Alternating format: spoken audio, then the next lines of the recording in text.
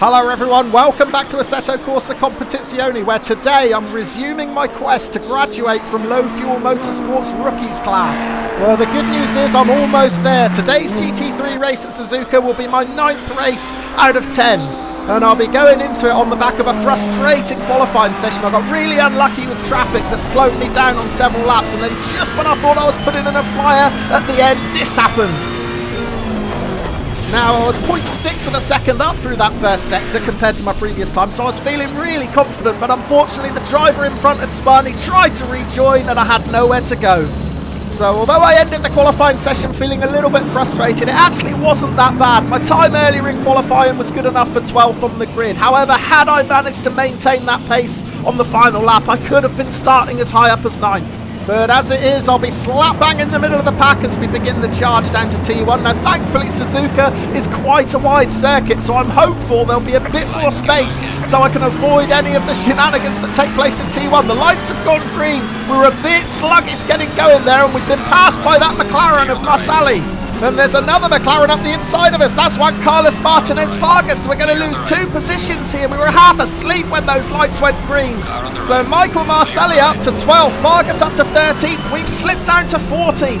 And speaking of slipping, that's my biggest fear on this opening lap or two. I'm really struggling for grip in this Ferrari. It is sliding all over the place, and it looks like I might not be the only one. That BMW of Serge Konen was off into the grass as well, so we've gained 1 position back. That's put us back into 13th. But yeah, it's been a real challenge to stop this Ferrari from sliding. I see there's only 1 other Ferrari on the grid, so maybe this car, not the best choice for Suzuka, but we'll do the best with what we've got, and I'll be amazed if we don't gain at least 1 position through Degner. There's always someone who runs off here on the first lap, and sure enough, it looks like the Porsche of Baris Oza has gone into the gravel, so that's put us back into 12th. And it's as you were, the 2 positions we gave away from that sluggish start, we've managed to pick them back thanks to drivers running wide.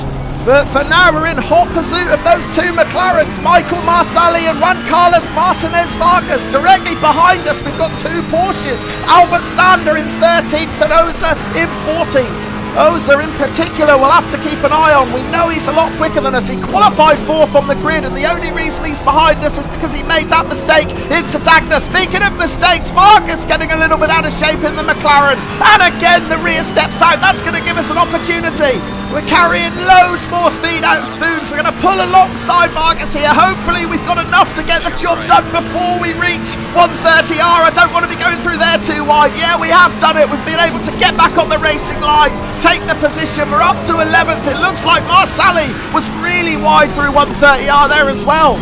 So into the final chicane. I'm really happy with how this first lap has gone. We're moving forward. We're making progress. We're within 0.9 of a second of Marsali.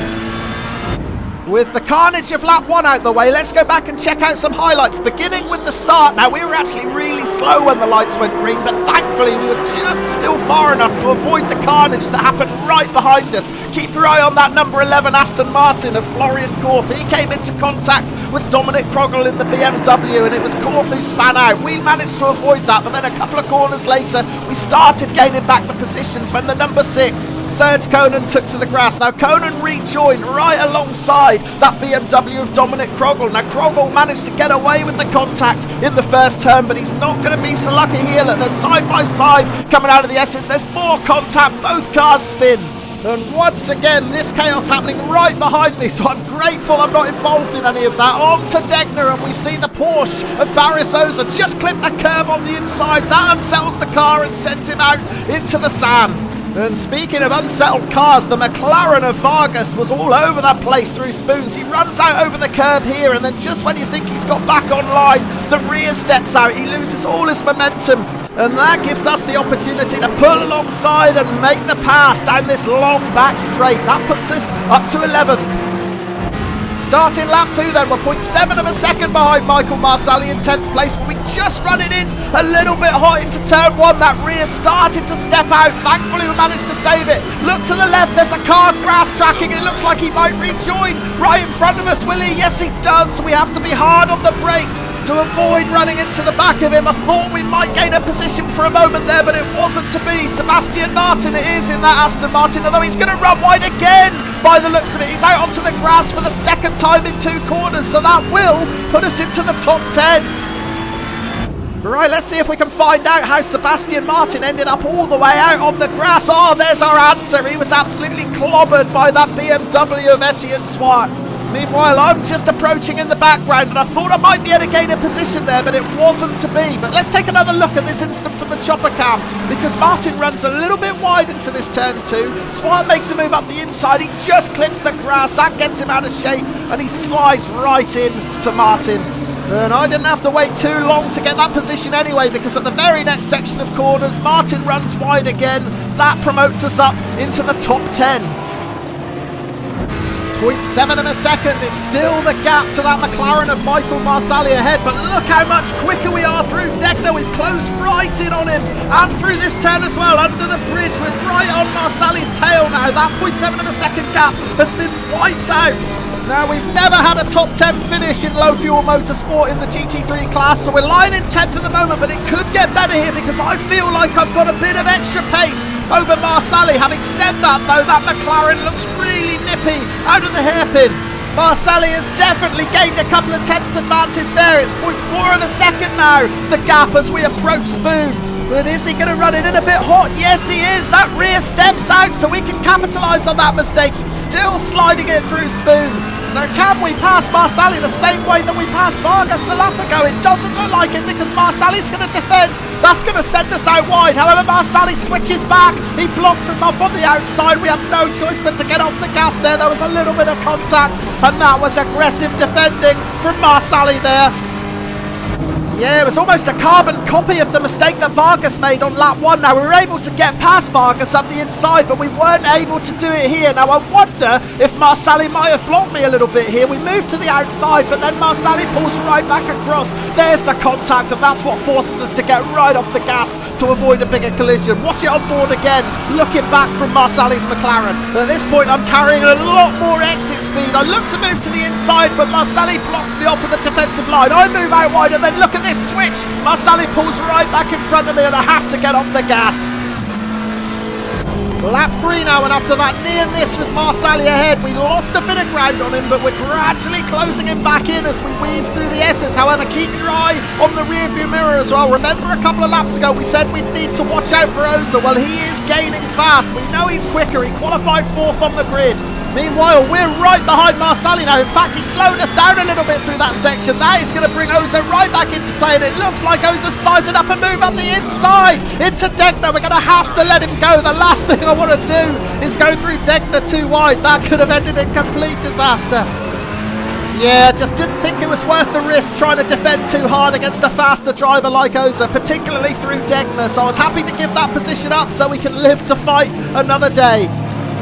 So we find ourselves out of the top 10, but other than that, not much else has changed. We're still 0.7 of a second behind Michael Marsali, but we're approaching the part of the track where we know we're quicker than him, and we're definitely going to be quicker than him this time because he's run it really wide into that right-hander. We're carrying a lot of extra speed, but I don't think we're going to be able to challenge here because he would have sent us to the outside around the hairpin, so we'll tuck back in behind Marsali now. But things are really heating up. We've got Vargas within 0.4 of a second behind. Sebastian Martin is within a second behind. And if that's not enough, we've also got to be a little bit more cautious when we get close to Marsali following that instant on the back straight a couple of laps ago. The last thing I want to happen is to get blocked again and for me to crash out. So we're going to have to be a little bit streetwise here. And as we go through Spoon, look, once again, Marsali sideways. That's going to cost him some speed. Now, can we get the job done this time? I suspect he's going to send us out wide again. But I'm also anticipating the block. And there it is. So let's swerve to the inside. Can we make the move up the inside of 130R? We're just not quite close enough. I have to back out. Well, I tried to lure him into that block, so it opened up some space on the inside, but ultimately I just didn't quite have the speed to get the job done. And boy, is Marsali proving a tough nut to crack here. He is very difficult to overtake. And this is Marsali's mistake. He just runs it in too hard into this right-hander under the bridge. That sends him out onto the gravel. That allows both me and Vargas to close right in. We're in a three-way battle for 10th place here. I try and have a look up the inside, but it was never going to work. And then I tried even harder on the back straight. I move out wide, anticipating the block, and when that happens, I switch back to the inside as quickly as I can, hoping it gave me enough speed and space to make a move up the inside into 130R, but it wasn't to be. We still find ourselves down in 11th place. Oh, look in the background there. I just saw a red McLaren spin out. That was Vargas. I didn't even see that at the time. Vargas clipping the curb on the inside at 130R. That sent him out. He may have even been helped on his way with a bit of contact from Sebastian Martin there, but Vargas rejoins. Oh, it's going to get worse, is it? That's Serge Konen and the BMW trying to get around the outside. There's more contact and Konen spins out. Well, what on earth can we do to try and get around Marsali and get ourselves into that top 10? We're definitely faster than him, but I just can't find a way past. We're certainly quicker through this section. Look how we're reeling him in through these S's, and we know we're faster too through Degner and the turns after that, so this might be our opportunity. If we can just tuck in right behind him, we may even pressure him into a mistake. We saw him run wide into that right-hander under the bridge a lap or two ago, so let's see what we can do here. He's really quick out of the turns. That's where he seems to get a bit of an advantage in that McLaren, but I know we'll close in here. And if it's not stressful enough, we're going to have Sebastian Martin for company as well very shortly. I'm going to try and get on the gas early. Oh, the rear steps out. We almost lose it. We have to get off the gas. Oh no, that's going to invite Sebastian Martin to get past. We've ended up losing positions. Martin might not get it stopped though, and he T-bones Marsali. They're both out at the hairpin. Well, I wasn't expecting to get 10th position that way, but I'll take it. Well, this all started from my mistake. I was just a little bit too eager to get on the gas to try and challenge Marsali. The rear of my Ferrari steps out. That causes me to lift to try and keep the car facing in the right direction. Martin goes past, but he's heading straight for Marsali, who's already apexing the corner. They both crash out. We get past the pair of them up into 10th position. And more cars get involved later on. There's Marsali trying to rejoin, and he gets T-boned again. But yeah, I made exactly the right call to ease off and let Martin through there after I'd made that mistake. I didn't know it was going to end like this, but yeah, I'll certainly take it. We're back into the top 10. Well, that incident in the hairpin spread the field right out. For the second half of the race, I was in a fairly lonely 10th position. We're rejoining the live action at the end of the penultimate lap. As you can see, I'm almost 6 seconds behind Hellier in 9th, but I've got a 4-second advantage over Darden in 11th. However, there's still time for one more freebie. Take a look to the right of the screen and you'll see Hellier in the Ferrari. He's crashed into the pit wall with 1 lap to go. That puts us up to 9th. Yeah, Andre Hellier was just pushing a little bit too hard, trying to chase J-Rex in that Porsche. He clips the curb on the inside and that sends him into the barrier. Well, I've never had a top 10 finish in the GT3s in low fuel motorsport. We're about to get one. I took it very easy on this last lap. You'll see that Darden behind has closed the gap to 1.5 seconds, but I wasn't worried. I knew I had enough to bring it home in 9th place. Absolutely delighted with that result. Right, let's take a look at the final standings, and in particular we want to look to see how close we are to graduating from this rookies class in low fuel motorsport. We need a 4.0 safety rating after 10 races. We've done 9 of those races. We were on a 4.29 before this one started, and we've gained an extra 0.34. So that puts us on 4.63 safety rating. With just 1 race to go, we should be okay as long as we stay out of trouble in our final rookies race next week. I do hope you can join me for that one, and thank you also for following me on this one. It was a blast to race in. I've got my first top 10 finish, and I hope you've enjoyed watching it. See you on the grid again soon. Cheers.